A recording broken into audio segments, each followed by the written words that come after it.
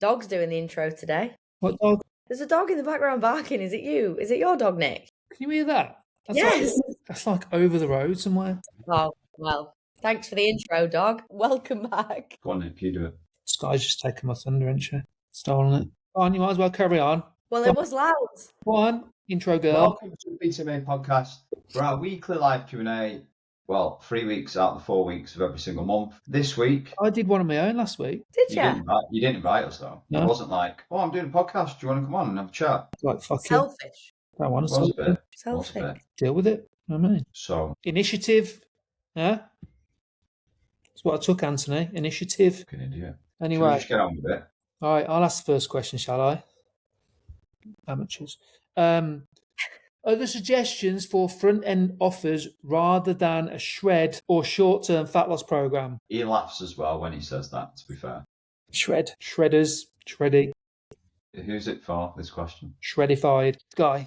There's obviously loads of things you could do for a front end offer. It depends on your market. I'm guessing Shreddinator. his niche wants to get shredded. I'm guessing that's what they want.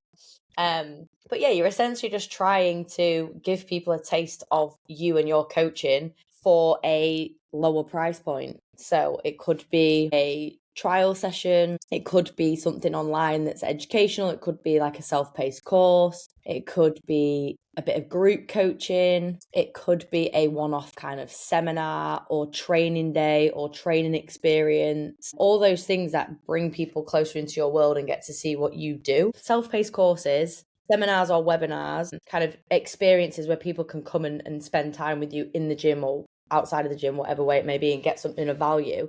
Those are some really good things that I've done, and you can make that fit your niche. So it could be a mini course about fat loss, but it might be delivered through email, it might be delivered online, it could be a little bit of group coaching. But yeah, it doesn't have to be a shred or fat loss program. It could be something on the gym floor, it could be 4 weeks of like lifting, bodybuilding, whatever you want to, whatever goes with your niche. Yeah, those would be some other ideas that I would have. Anything that you have added or want to add? No. To add a bit of context, his niche is predominantly 20 to 30-ish males who he markets to. Obviously, you might get different clients come to him, but who he markets to is 20 to 30-ish males who want to get in decent nick and good shape in what they see as decent nicks. Some form of like physical transformation. Hence why he goes with a shred, because it does what it says on the tin from a marketing sense. So that gives a bit of context. Anything you would add to that, Nick? I think identifying like the first and initial steps forward and hurdles forward for people and designing, like Sky said there, like all of that will work, or every single one of those will work. It has proven to work. But it's you kind of being really clear on what you're trying to help people with, being really passionate and really excited about getting people on it, like buzzing to getting people on it and do it. Those are, I think, real big differentiators. Like I had someone comment, I was actually in a check-in, and this is some context here. I think this person put down, gets really disheartening or something around that. Butchering what exactly the quote said, when someone posts one Instagram post and gets loads of people join, like that's not necessarily that one post or the context around that. It's probably the build up and how they've approached like the weeks before. So it's similar to what whatever front end offer you're doing. You'll see some people who do 7-day resets and 28-day challenges and 21-day challenges and 8-week courses and webinars and seminars and workshops and tasters and MOTs, and all of them will work, but it's based on you applying yourself to it and you getting excited about it and you screaming and not stopping about it. That's going to be the big differentiator. And whether you call it shredders, shreddinator, call yourself a shreddinator, no, I'm going off it now. You know what I mean? Next question. How to approach clients who say they want to achieve their goals and that they are willing to change but cannot stay consistent for more than a week. Then will constantly blame work for not staying consistent. Nick? It's probably, I would say, approaching it in a way where you are helping them reflect on what that work has stopped them doing from their intentions, helping them assess whether those intentions were reality with the busy workload, stress, whatever, and then probably enabling them to pull those intentions and inputs back to a place where they feel they can do it even with that busiest week, and it's one step forward versus no steps forward by the end of the week. So I'd probably just help them come to the conclusion that what they are trying to do isn't actually landing for themselves, and try and pull that back, but also enabling them to see the bigger picture of that, so they don't feel it's like it's tiny and it's in, what's that word I'm looking for? Impactful enough for them. So I would approach it in that manner, definitely. Some reflection, some coaching questions to help them break down what they're trying to achieve, some future pacing, and probably some quicker feedback as well. If that's try this one thing, blah, tomorrow, let's jump on it and see how that's gone. If it hasn't, let's have a plan B, so you don't feel like you failed for a week and it's compounded, maybe. Yeah, that's what I do. Next. How would you handle someone saying they need a break for financial reasons? And for context, this is a very long-term client. She said she may need a few months off. Ordinarily, I would only let people pause for a month, maybe 2 at a push while holding their place. I've scheduled a call, but just wondering how much to flex that rule, I guess. I think to address the context, I personally wouldn't hold someone's space for longer than a month, because you're going without financially. And you could probably look at that and go, they've been with me for a long time. I want to kind of reward and support that and all of that type of stuff. But ultimately, I'd probably be sat down with the client at the start when they've told me that they want a break for financial reasons, and go, okay, how long is that break going to be? And if they've gone a month or more, just put it on them and just let you know I can hold it for a month. But obviously I can't beyond that. So if it is beyond that, I'm going to have to let that space go. That doesn't mean to say that you can't come in and coach me, because clearly we've got other options. And especially if they're a long-term client, we can probably do other options like hybrid, online, small group PT, that type of stuff. So personally, that's how I would handle it, just to make them aware. The only way of going about that is when you do replace their space, is that you are clear with the person coming in on the length of time potentially that they can be in the program for before that person comes back. Obviously, you will potentially let them know about that person coming back, but it's up to you. So I think, listen, long story long, I think the way I would address that is just go, if it's anything beyond a month, that I personally wouldn't keep their space. And I would want the commitment of, are you coming back, and if so, when? And then make a plan from there. I think to address the first question in regards to how would you handle someone saying that they need a break for financial reasons, that's obviously going to come up for the majority of coaches, the majority of you, most of the time. I think what you've got to do as a coach is troubleshoot how they've got to that point, because it might be a genuine financial reason, or it might just be a reason that they are saying because there's been a breakdown in something somewhere. So I think that's where probably you need to sit down and kind of address that with understanding where they're at, where they want to go still, so a little bit of goal setting, and then see if there is any gaps that you can plug to keep them in the business, and if it is genuinely financial reasons. But in terms of for Sam's client here, that's how I would handle it. Anything you would add to that, Nick or Sky? Cool. Next question. What's the best advice you could give someone starting a business? First thing that pops to your head regarding this industry, Sky? Get your schedule in place. Honestly, like, people think straight away, like, how am I going to get clients? What do I want my business to look like? Like, and that's obviously important. How am I going to build a business? But I think when you go from potentially being employed by somebody else and having, your working days and hours dictated onto you, or having a routine in a 9 to 5, when you go into having your own business, sometimes there's almost too much freedom, and you either don't get what you need done, or you start dropping the things that are actually important to you. So you start missing off training because you're getting busy, or things are taking time and everything's new, and you want your business to really be in a good position.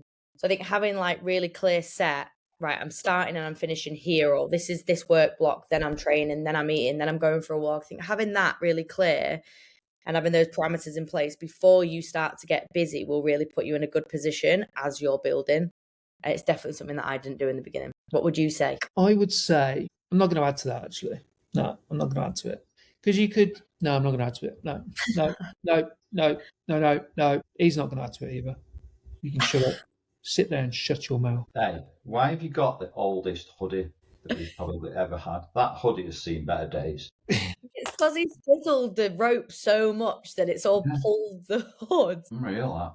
Don't fucking tell me to shut up when you've got an hoodie on like that. Anyway, next question, please. Is it me asking? Nick? How much, I've started, I'm going to finish. How much do you believe your story viewers limit success of new sign-ups? I.e., if they're not there or new to sell to, or is this just because your message / how you're selling it is still not good enough? You're not showcasing problem, outcome, etc. Who's that to? You've started now. Go on. I think it's a bit of a combination. Like, is this they're not there or new to sell to? No, I generally think that you can look at, you notice people watching your stories all the time, right? And you almost think that, well, if they were going to buy, they'd have bought already. But time and time again, it's proved that people need different times to warm up and different opportunities to come into the business at different points when they're ready. So I don't think you can kind of say everyone's on there knows me or I know them already. That's a good thing. I think a lot of the time you can assume by people seeing that they've seen your story, that they've taken everything in from your story and every single one. And I think that's a mistake. That sometimes lures you into thinking, I've said everything now. If they're not bought or not opted into whatever it is, then they would have done already. Again, I think you can get caught in that trap. So I think your execution of frequency, consistency, and nailing one message is really important from a business side of things. But then I also think that elements of connection through stories is probably why people are there at the beginning and probably why people will be more engaged later on versus just about fitness and sign up and fitness and sign up. Is the problem outcome selling good enough? Well, if you look back on that, it's not as simple as it good enough. It's probably more of a case of, has it been done enough and has the message been consistent and has the offer been compelling enough? I would say that's probably a bigger question to ask yourself versus is the selling good enough? Yeah. Anything to add? No, good. Excellent. Good. Where's the next one? Done this for 5 years, something like that. Sorry. Where? I've got it. I can ask it to Anne. It's your question. Why did Sky get into that question before you? Hey? I've got a question How here. you shit out? I've got a question here. What are you trying to say, that I'm not as quick as Nick? Oh, you're quicker than Nick. What You're would on you the say? ball. You're on the ball. He's not. He's old. Would you say are the 3 most important character traits that make a great coach? Good question. Number 1, be or try to be a really good, strong listener. Be present enough to listen, to understand, and not to respond. The second one, seek to understand the client, their life, their situation, them as a person well enough.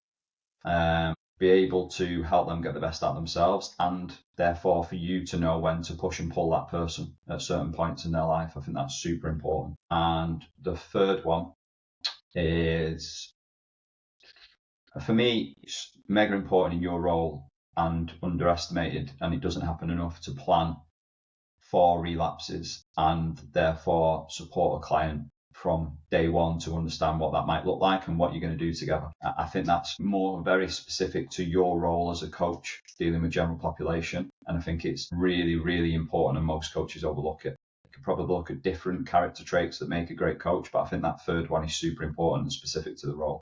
So they'd be my top 3. Anything you would add? I'd say self-awareness as well. Yeah, the only thing I was going to say is be coachable yourself. Be open to learning about your own coaching style, the blind spots, the strengths, what you want to work on, what you want to lean into a bit more. That's it. And I reckon that was short enough for us to clip it for once. Jesus Christ. Whee.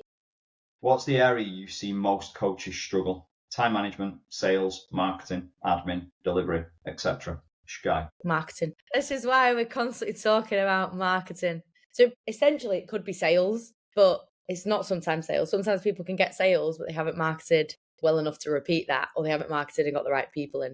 But I definitely think it's marketing. I think it's people's perception around like marketing and what it is, and they either don't have a full understanding of how you can layer it, or they see it as something really complex and complicated, and then they don't plan it in a way that suits them. But yeah, in a broad sense, it's marketing, I think, for me.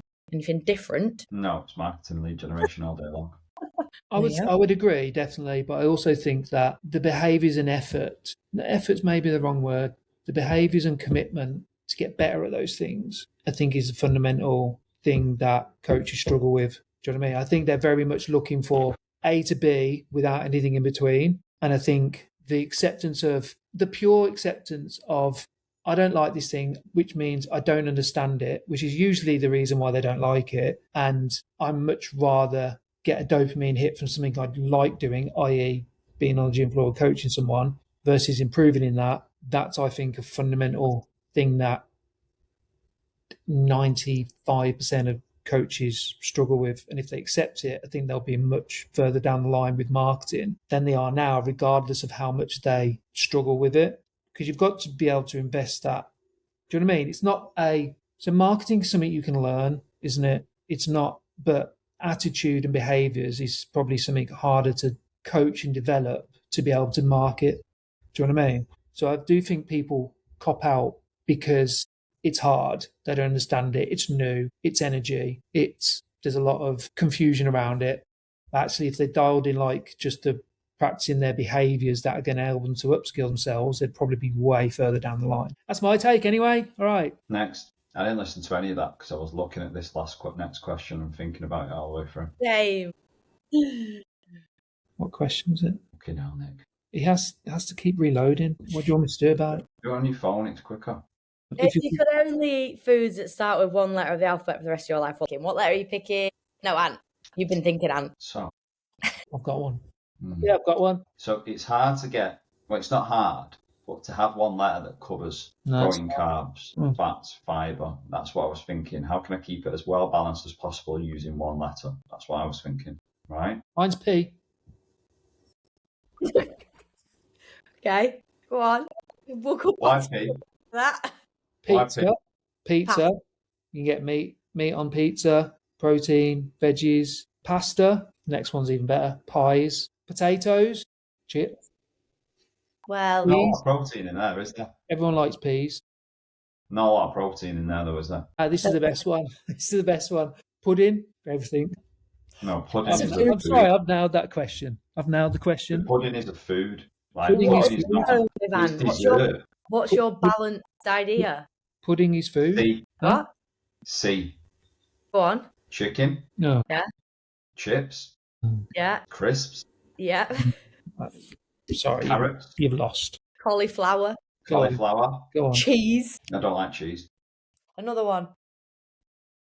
You've named one thing that you'd actually eat in that group. Dickhead. I had others then. It's him being a dick. Chorizo. I have all that on my pizza and my pasta. No. No, you can't. Because it don't begin with... No. I can. Char grilled steak. No. You can. Go on, Sky, what's yours? I'm going to go T because I was like, ooh, tacos, taters. Yeah, taters, tater tots. What else? I just had it there and you said something and it took it out of my brain. Toast, toasted hot cross buns, tomatoes. Not a lot of protein in there, is there? Tuna. T-bone. T-bone steak. Whoa, the T's decent. There you go. Tomahawk. I've got it all in there. Yeah, actually, I think you've won there, to be fair. So, what are some of the non-negotiables a PT in 2026 should have from a sales and marketing standpoint? Anthony. They should have a clear marketing campaign intent. So you should have a clear level of organised, focused, this is what I'm doing, this is why I'm doing it, and this is how I'm going to do it. So complete clarity on what your marketing plan is every single month. That is the number one non-negotiable because everything else comes off the back of that. Can you give an example though, like of someone that's doing that right now, like just whiz through? Let's say, for argument's sake, that you are trying to sell a front-end offer of an 8-week program to nudge people in, and that's at the end of March, right? So my aim and intent is to sell my front-end offer. Alongside that aim and intent, I want to pull some leads in. So I'm going to do priority list, register your interest, or some lead magnets at the start of March in order to drive some leads in and then sell to them leads into my front end offer. So that is my aim and intent. Be completely clear on the mediums that you're going to use. I think so much time gets wasted of just ticking boxes because you feel like you have to post on Instagram and all of that type of stuff. And it's not strategic. It's just random as fuck. It's, I've got this task to do and I know it'll make me feel better if I do it. There is no intent behind it. So for me, it's what platforms are you going to use and how are you going to use them platforms? So for argument's sake, if I'm using Instagram, I'm putting a post out on there every single day, but I'm trying to engage my current followers and my current audience in this lead magnet and in this front end offer. So I've got intent behind it, whilst I'm also using LinkedIn to create as many conversations as possible to let people know about the problems that they have, or this awareness of the problems they have. And then I'm going to give them the lead magnet off the back of it. So clear mediums and how you're going to make the most of their mediums. I personally feel like you absolutely cannot not have any level of long form content. You must have, in my opinion, all three of these, if not 2 out of 3, which is email marketing, a podcast, or some level of YouTube. It has to be a non-negotiable for you to have at least 2 out of them 3. You must be marketing across 4 different mediums. I said before, I didn't say that before, but 4 different mediums. So aim and intent, strategic aim and intent, 4 different mediums and platforms. You must have at least 2 out of the 3 long forms that I've just mentioned, whether it be podcast, email, or YouTube. I would say that also that it is in 2026, you need to try and get yourself in front of people as frequently as possible. Doing lead magnets like webinars, shops, anything that's going to get you in front of people, whether that be corporate area or whatever, wherever you are, or whether that be workshops or courses and things that you could do in the gym, or webinars and seminars that you could do online, because the more you're in front of people, the more they'll see your personality and come to you as an authority instead of relying on something else. I'll give you one more. Create as many opportunities to create conversations as possible. It is an absolute non-negotiable within your marketing. So that would be either prioritizing stories and creating conversations off the back of it, or if you're in the gym, creating conversations all of the time. But go out of your way, whether you're an online or in-person coach, to make sure within your schedule every single day that you're reaching out and creating conversations or trying to generate conversations. They would be the non-negotiables. The only other thing that I would add to that is that the quicker you get your head around, you probably need to have a budget for ads, the better. Anything you would add to any of that? I know it was fucking sick, wasn't it? How dare Alex not ask a question? And Reese, not that one. Have you got any thoughts about the myostatin inhibitor injection that looks like it's going to be available at some point? How do you think this will affect the fitness business, and any advice for how we should navigate this as coaches? Go on, Sky. Yeah, so if you don't know what that is, it's basically a compound, a medication, a drug, whatever you want to call it, that they've created basically to offset what we're seeing in the obesity medications where people are losing a lot of muscle. So this stops them from losing muscle. It's not just going to be used in that, it might be used in cases of like sarcopenia or other conditions where there's like muscle wasting. I think this is very similar to the conversation around, like at the weekend, I delivered a talk on GLP-1 medication or obesity management medication. Just purely giving someone something that has an effect doesn't change their lifestyle. It doesn't change their behaviors. It doesn't just automatically change their health. When people are accessing these medications, they still need wraparound care. They still need somebody to help them with their nutrition and making sure they're getting what they need from a nutrient and energy perspective. They still need somebody to make sure they're actually doing the exercise that's going to help them to build and retain the muscle. So I don't think it's going to have as much of an impact in a negative sense that people think it will. People still need coaches. People still need support. They need that community. They need that guidance. Simply just having the answer doesn't fix somebody. We know that anyway. So yeah, I think it's interesting. I think it's very interesting. Will it impact the amount of people that uptake the obesity management medications? Maybe, but they still need to be doing all the other stuff that's going to help them to still live a long and healthy life. And that is where you come in. And I think coaches are a vital part of that. So instead of seeing it as a threat, which I think people do, we had a big conversation at the weekend about putting yourself in those situations where you are the person that people come to get help for this, to get support, to get the right kind of support, instead of being the coach that sees it as cheating or judges people in some way for taking these. If they're getting them in the right way through their GP and their healthcare professional, they're not just going to a fucking salon down the road and getting it. They need support from people like you. So I think it's interesting, and it'll be something to watch as it develops, but I don't think it changed anything for us. Still mid testing, isn't it, as well? Like they're using that for muscle loss diseases, and biohackers kind of and peptides are it's on the market for that, like not clinically trialed through, but it's like anything, isn't it? Like you just said there, it's a a cause and effect. You could say exactly the same about steroids. Mm-hmm. Exactly the same about steroids. And we know factually, I had one of my mates did steroids when we were at college, I think, right? He never fucking trained. He expected this. He was a skinny lad. Expected this like monster to come out the other end of like a cycle. Absolutely fuck all changed. Mm-hmm. I think it's good to have education around these things. But if anything, I think it's very different to GLP-1s.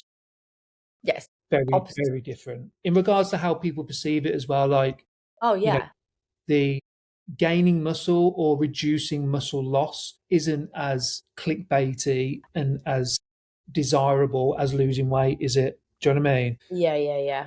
It's not as emotionally charged for starters. No. Yeah, it's a good way of putting it. Yeah.